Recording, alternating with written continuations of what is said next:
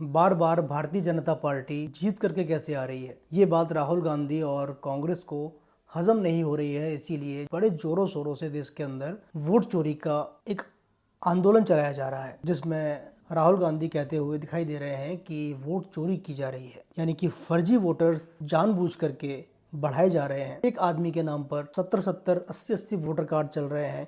एक ही घर से 80-80 वोटर कार्ड्स और वोटर्स निकल रहे हैं जो अलग अलग जगहों पर जाकर के वोट डाल रहे हैं। इस तरह की बातें, यानी कि वोटर लिस्ट में धांधली, इस तरह की चीजों को उजागर कर रहे हैं। ठीक है, उनको जैसा समझ में आ रहा है वो कर रहे हैं, लेकिन जब आप सामने से एक विशेष प्रक्रिया जिसको SIR नाम दिया गया है, यानी स्पेशल इंटेंसिव रिवीजन, जिसमें होगा क्या, यानी हो ही रहा है, मतलब मेरे पास तो ये आ भी गए हैं जिनमें ये काम शुरू कर दिया है गवर्नमेंट ने। इसमें होगा क्या कि इसमें जितने भी फर्जी बाड़े हैं वोटर लिस्ट में, जितने गलत नाम है, बहुत से वोटर्स ऐसे होते हैं ना कि जो पधार चुके हैं फिर भी उनके वोटर कार्ड चालू है और उनके नाम पर दूसरे लोग वोट डाल रहे हैं। मतलब जितनी भी कमियां हैं, जितने भी गलत वोटर्स अवेलेबल हैं, जिनके बारे में शायद राहुल गांधी बता रहे थे, उन सभी का क्लीन अप किया जाएगा। ये इसका उद्देश्य है SIR का। लेकिन अब समस्या ये होने लगी कि अब कांग्रेस और राहुल गांधी SIR का भी विरोध करने लगे। तो जब इसका विरोध चालू हुआ तो लोगों को समझ में नहीं आया कि आखिर इसके पीछे का लॉजिक क्या हो सकता है।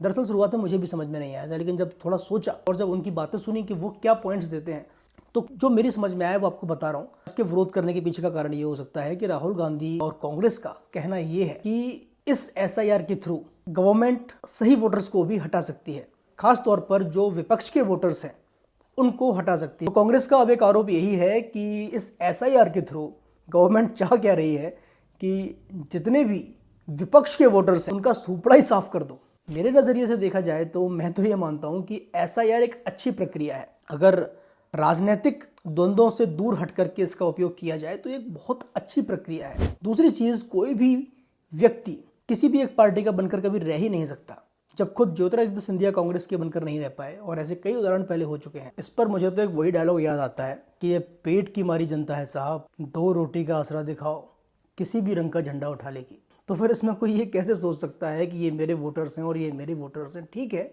एक हद तक आम जनता किसी एक पार्टी को सपोर्ट कर सकती है जब तक कि उसको लगता है कि ये अच्छा काम कर रहे हैं। मतलब कि सिंपल सी बात है, जनता के लिए जो उनके हित का काम करेगा जनता उसको वोट देगी। इसमें विपक्ष के वोटर्स और इनके वोटर्स और उनके वोटर्स जैसा कुछ नहीं है। तो ये पॉइंट कि विपक्ष के वोटर्स को हटाने के लिए SIR चलाया जा रहा है, ये पॉइंट थोड़ा समझ में नहीं आता मुझे।